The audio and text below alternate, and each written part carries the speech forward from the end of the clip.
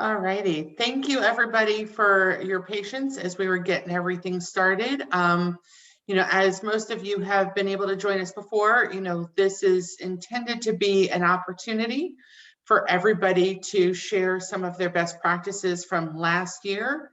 For those of you that may not have participated last year or just trying to figure out the best way to create a new plan of attack for this year as compared to last year.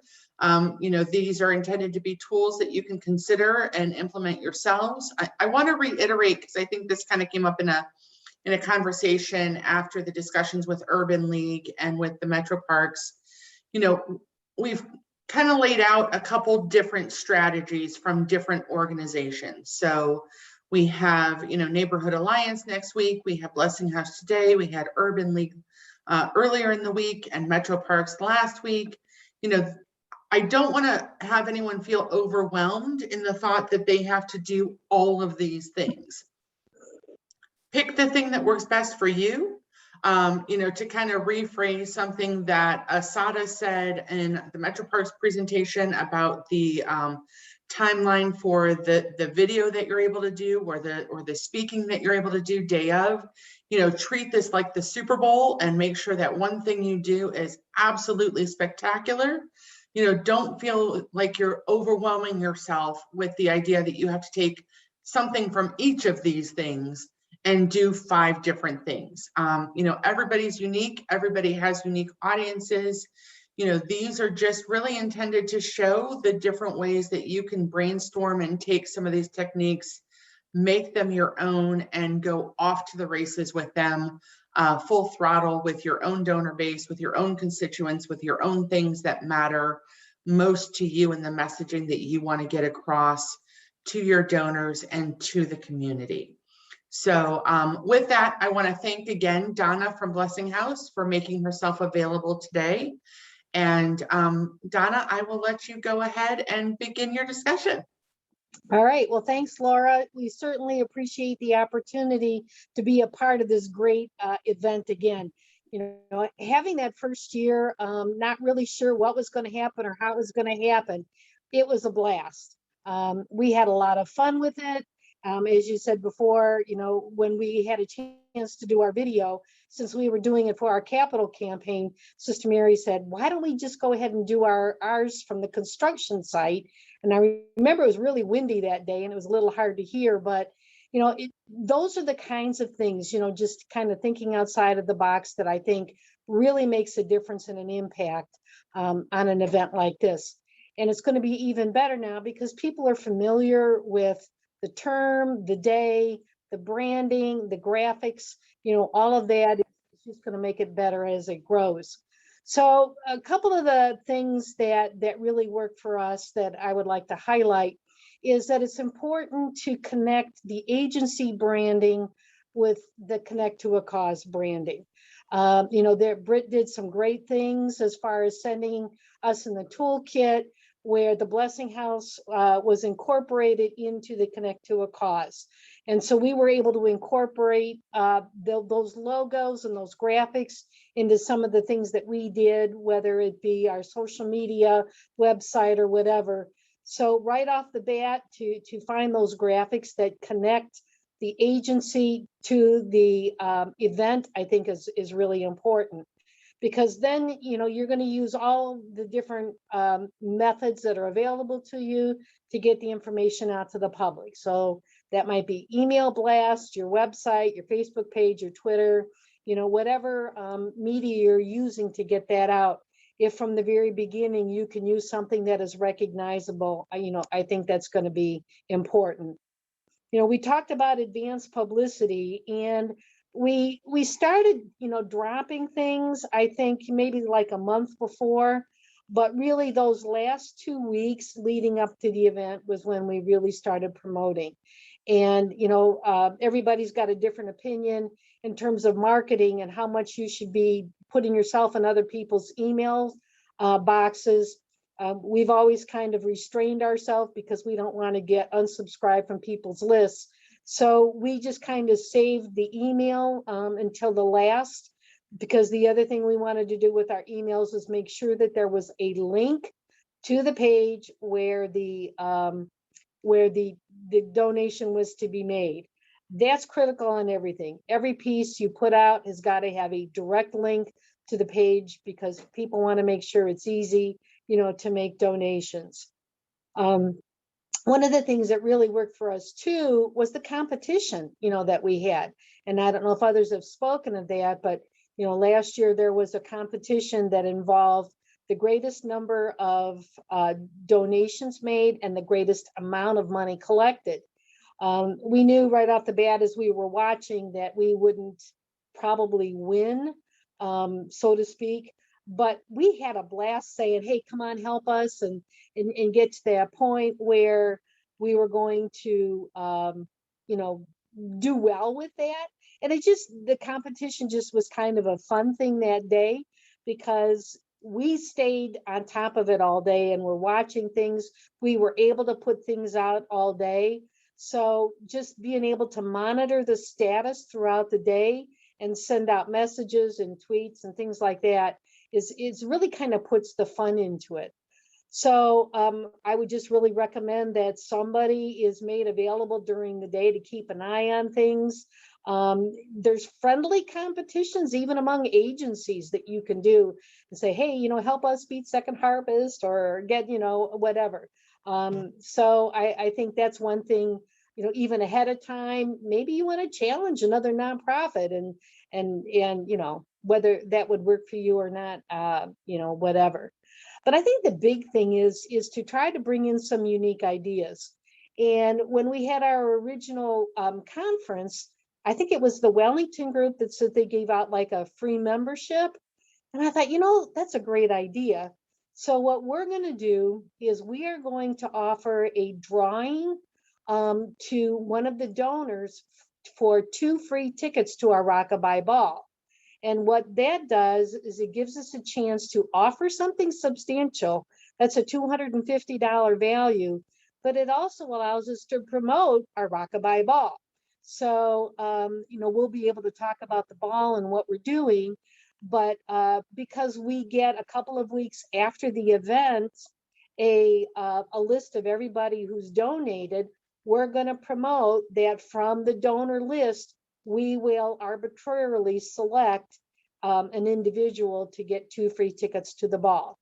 We'll probably offer a second or possibly even a third drawing. I told Sister Mary, said, hey, how'd you like to have lunch with one of our winners? And so it might be lunch with Sister Mary. Something unique. It doesn't have to be anything of great value, but something that would just kind of offer an incentive for somebody to say, yeah, I'd like to do that. And maybe encourage donations. Videos, I think, are really helpful, really impactful, but they need to be short and they need to be more than just talking heads. When you're doing things on social media, people, I think, will listen to somebody talking about here's who we are and what we do for 10, 15, 20 seconds, and then it's like move on. So if videos are going to be used to promote the event, make it fun, make it different, make it more than somebody sitting in an office.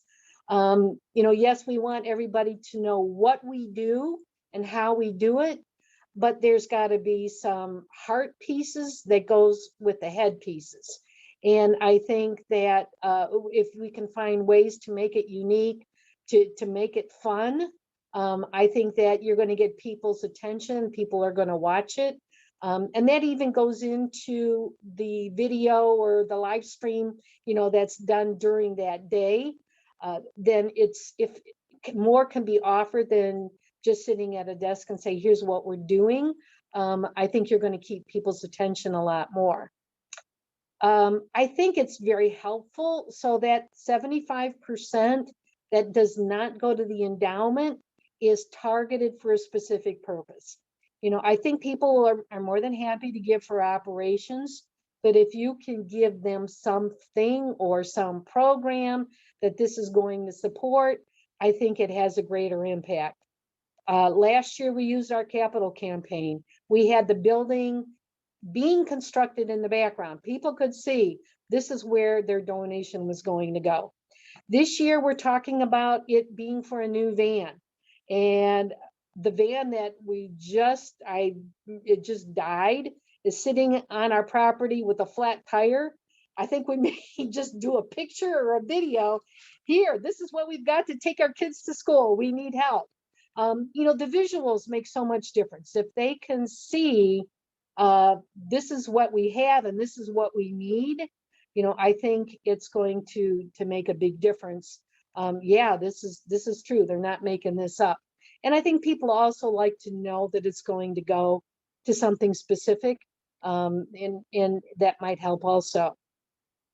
And then the last thing that I kind of wanted to bring up, and this was just a recent idea, all of our agencies that are listed here, we all work together in some way. We are all connected to each other in some way, whether it be making referrals or sharing resources or just calling each other for advice.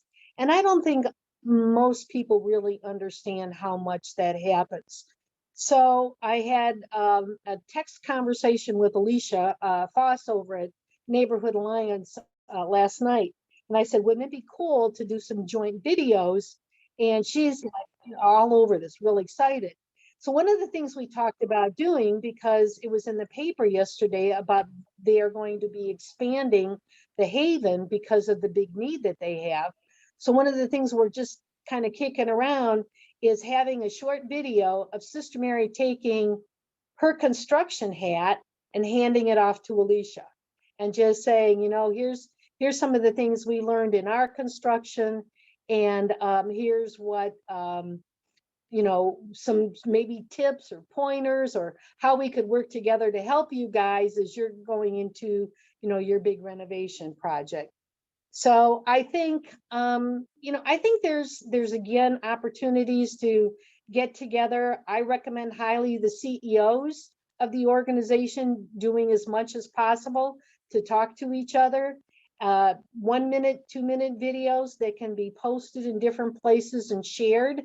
And then not only does that show how we're working together, but it doubles your exposure.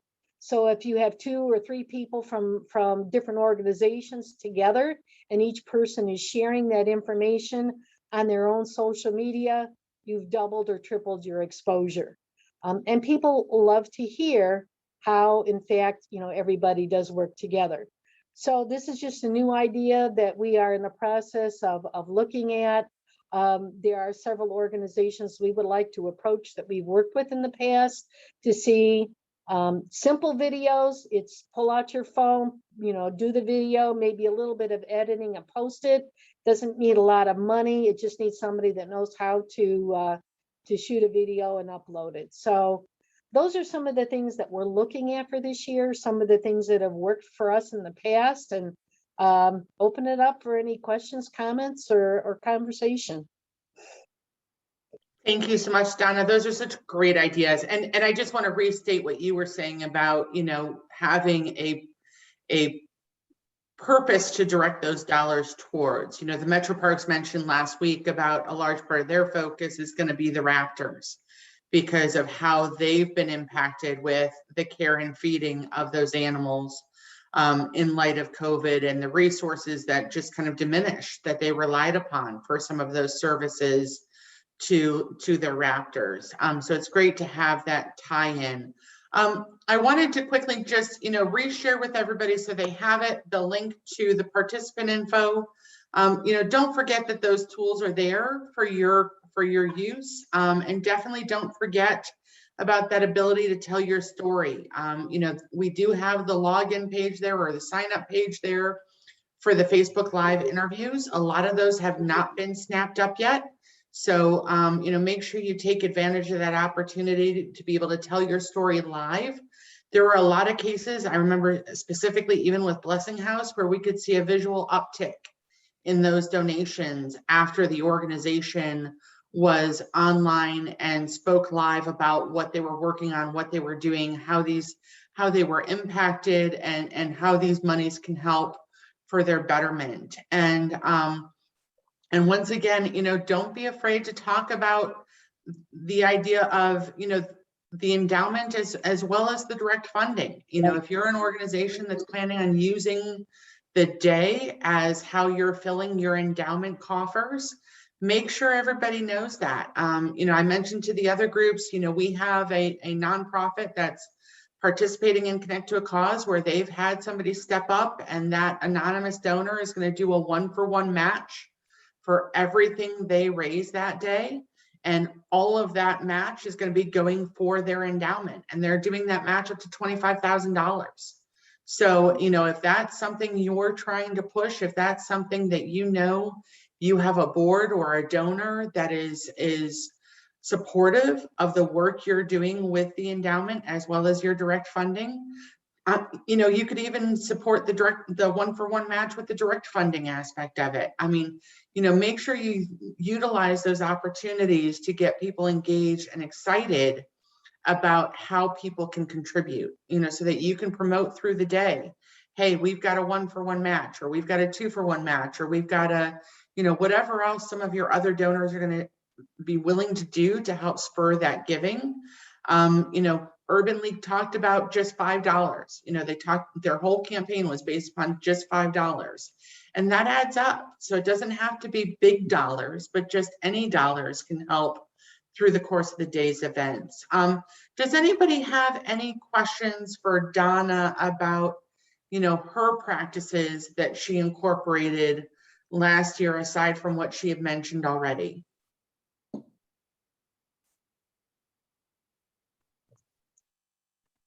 And while you are thinking of questions, I did want to chime in really quick. Last year we did do completely virtual, where you were able to log into Zoom and we live streamed all day. This year we tried to, offer some in-person opportunities, but obviously we're all flexible. So we know that by the time we get to September 16th, if that is not the CDC guidelines or what Lorain County Health Department tells us to do, we will do exactly what we're doing now. So sign up regardless, and we'll definitely be in communications with you. But there's so many cool ideas. And I remember that construction site, that conversation. I remember conversations with the majority of you, but that time in front of people. So it's not just our peers or, other partners. It was really in front of the community, and thousands of people watch those videos. So please, if you have questions or ideas, throw them out there. Yeah, and even I can remember, because of COVID, FAVA did a walking tour of their exhibits. And, I think the Spirit of 76 Museum did a similar thing where they, took people through on their cell phone and just, gave them a little bit of exposure of what they weren't able to access at that point in time due to COVID. So I think there's a lot of great ways to get creative. And, Britt and Missy and I are more than happy to help talk with folks as you brainstorm, or Donna was kind enough to share her idea with us the other day about getting the other organizations together and doing a group video or a group message.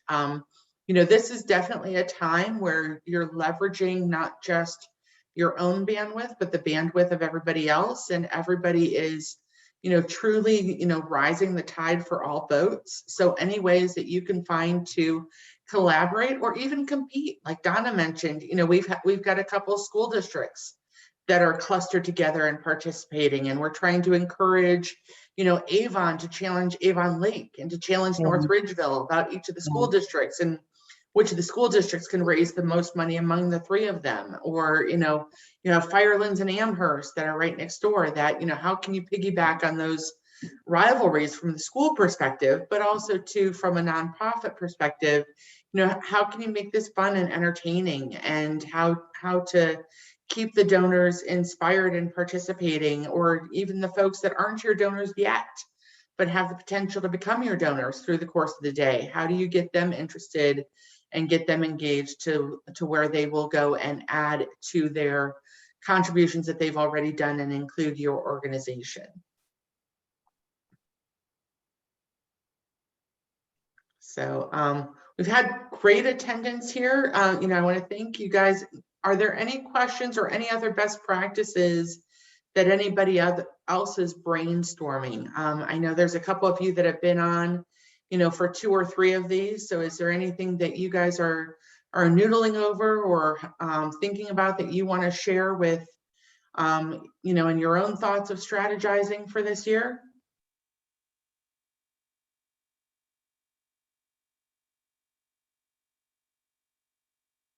Nobody wants to share their secrets.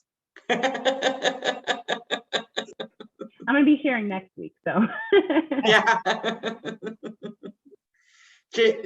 Jade's got to pass because she's doing all that next week on the 11th. So one thing that I would share that I think is a simple thing that you can do is think about what communications you're already doing to your donors. For example, Jennifer, if you're sending out membership invoices, include a flyer or a little thing that explains what Connect to a Cause is, and you're sending that anyway.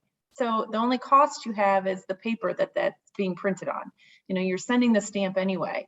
Or if you do a e-newsletter, make sure you include it in your e-newsletter. If you, are sending postcards to an event, outside of Connect to a Cause, put a little insignia on the corner of that saying that you're a participant in Connect to a Cause. Just think about things that you're already doing to reach your donors and how can you just easily add Connect to Cause into that. So that way it's not, an expense for your organization.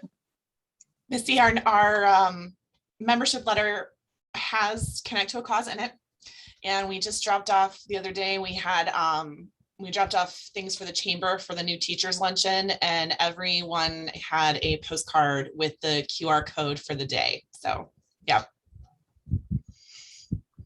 awesome. Thank you so much for sharing, Jennifer.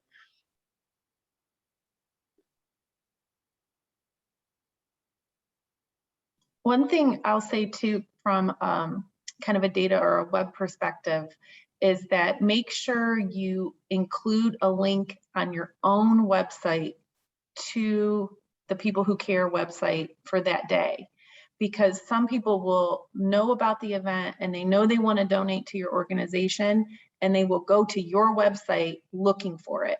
So just not knowing that they need to go to People Who Care. So, that's something very easy you can do, is just make sure you add a link or a graphic that will then, get people to the right place of where they go to donate. Because you don't want to get somebody to get there and then they're like, I don't know, there's nothing on here, I don't know what to do. And then they walk away. So make sure you do something to, drive that to the People Who Care website. And also even just restating the idea that, the grants catalog, while you can access that through the QR codes and stuff like that right now, that's not going to be live until 8 a.m. on the 16th. So I know I've heard stories with a lot of folks where folks were going to that site early, wanted to make gifts early, and they just got to be patient until 8 a.m. on the 16th, and then they can go crazy.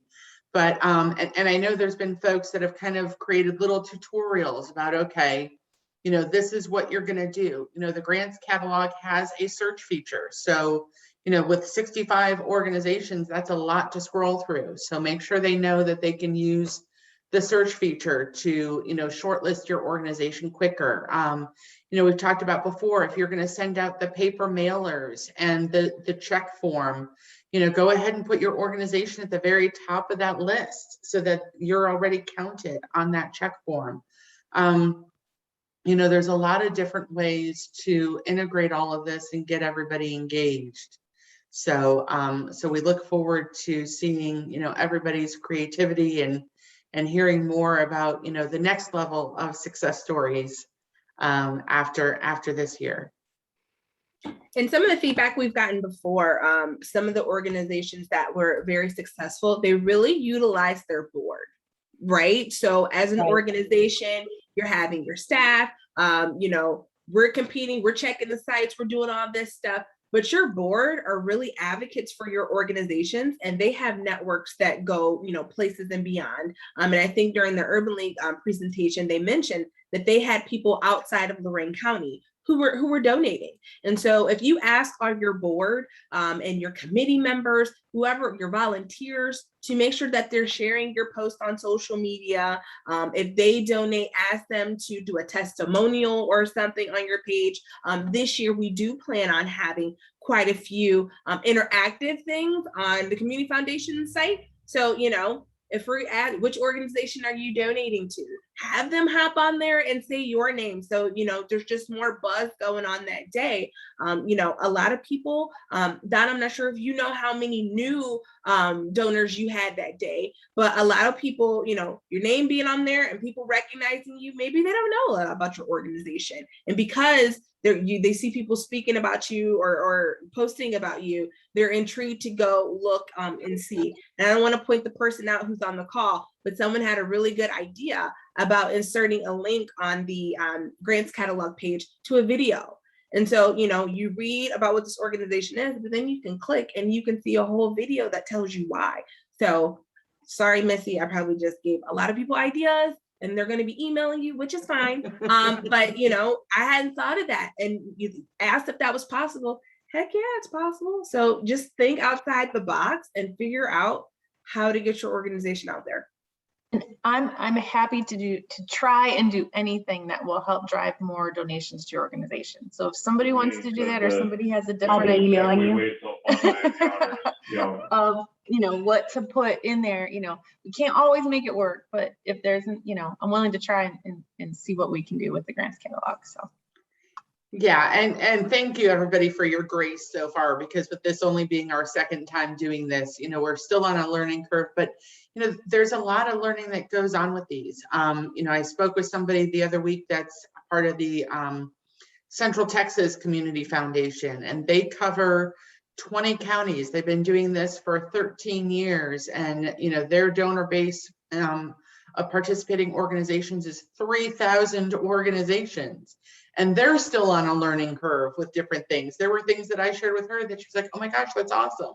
We never thought of that. So, we're more than happy to entertain any ideas that you want to throw at us to try to help make sure that you guys have success with this.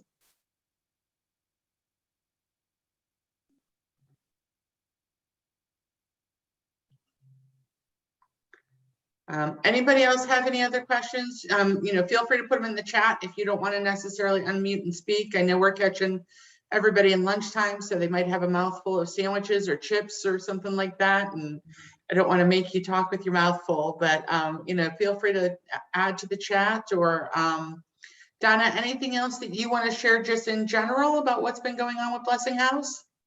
I think the point that you made about the board, using your board is really important, because that was a huge part of our success last year.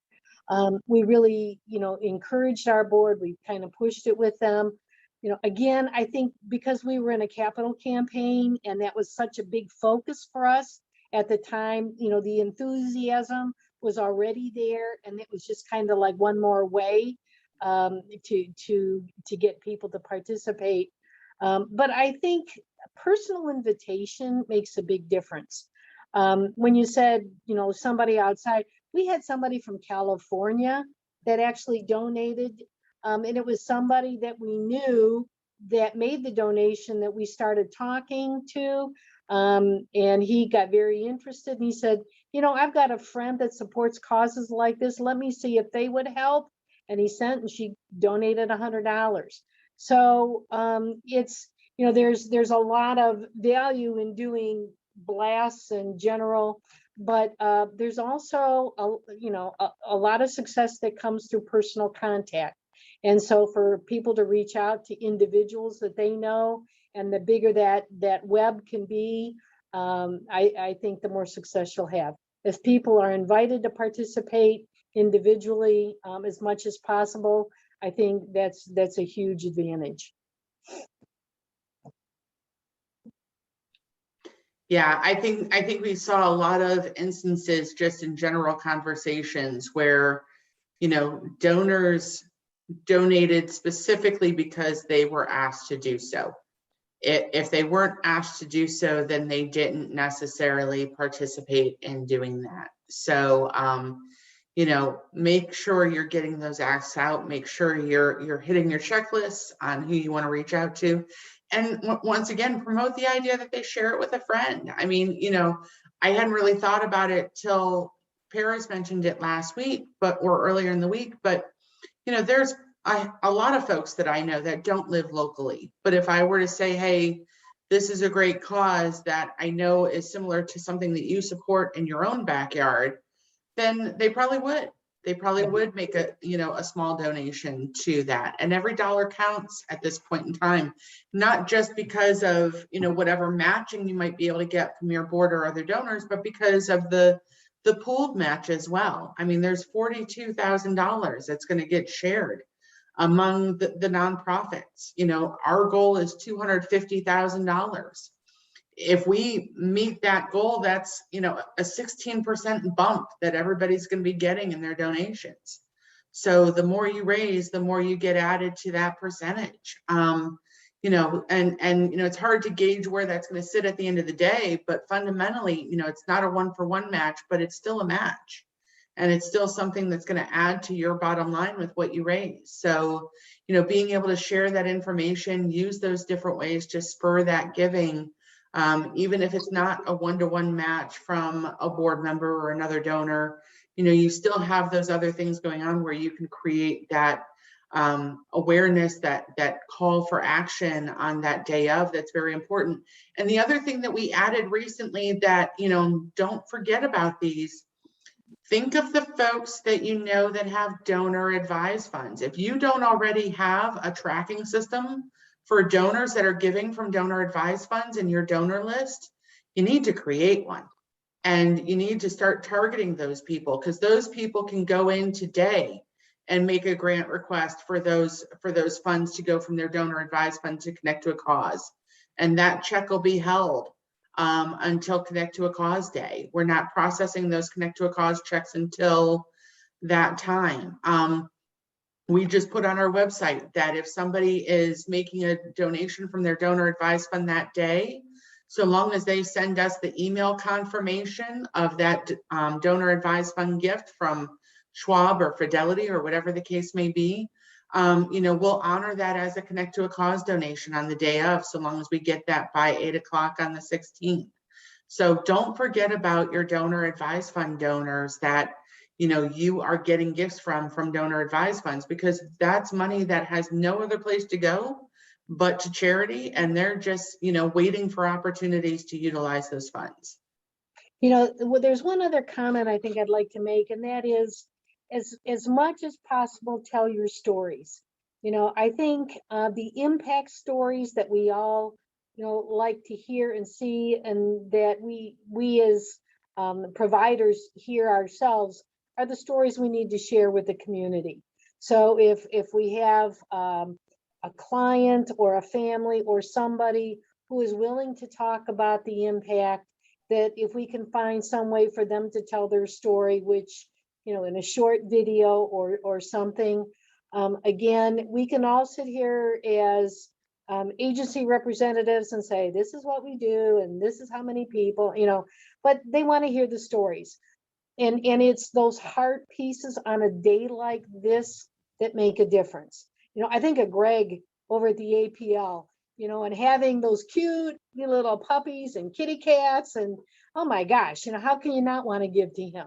So, you know, it would be, I think, very helpful, whether it's in your live segment or just something that is taped and shared, is to find some way to tell your stories. This is what we do. This is how it makes a difference. Yeah, that's a great point. Well, I want to be respectful of everybody's time, and you know, Donna, thank you again for your participation. I do want to do one final shout out. If anybody else has any questions or comments that they want to go ahead and add into the discussion, feel free to chime in with those now. Or Britt or Missy, do you have anything else you want to add? I just wanted to add one thing kind of to build off of what Donna was saying as far as your donor stories. You know, pictures say 1,000 words, right? So even if you're, you know, doing a video or you're doing a Facebook post, really look at the photographs that you're using and what kind of emotions do those elicit with your donors. You know, a picture of your staff doesn't really, yes, they're wonderful people and they do great work, but it doesn't really pull on the heartstrings of your donors to see what impact you have on the community. So, you know, really look at what those photographs are saying and how can those photographs be used to increase your donations. Great point. Awesome. And before we go, I'm going to put 2 things in the chat for you. So as many of you, we have seen you participate in our nonprofit webinars and seminars, and we have one coming up on August 20th. I think we have about 15 people signed up. I know August 20th is a crazy time. Kids are going back to school, all that stuff. But we know from the surveys that we've given you that succession planning is something that you guys, it's on top of your mind, whether it's your leadership at your organization or finding new board members. So join us on August 20th. There's the sign up right there. And then something cool that we have just launched this summer, Lorain County Scholars Connect. So this is an opportunity for our young people, whether they are in high school, in college, graduated, trying to figure out, we all were there at one point, right? And then, here we are in our professional lives. Some of us want to be mentors. Some of us still want to be mentees. I still need a mentee. So we're asking that you sign up and be a part of Lorain County Scholars Connect and just connect with us and people in Lorain County. And we're going to start doing some really cool stuff with this soon. And you're going to hear more about it. So sign up, please. Awesome. Thank you guys for your participation. Enjoy the rest of your lunch. Donna, thank you and Blessing House again for sharing your stories. Our next discussion, our final discussion, is Neighborhood Alliance next week on the 11th. That is going to be back at the 10 o'clock time frame. So we look forward to seeing everybody there. And once again, I want to thank Greg, who just scheduled some time on my calendar. Greg, I will see you on the 10th. And you can come here. I'll send you an update on that. We're a phone call away, so feel free if you need us, call us. And, we're happy to help you guys succeed and help make this an incredible, awesome, phenomenal day to top what we had last year and keep the bar moving upward. So thank you. Thank you, All right. Donna. All right, thank you.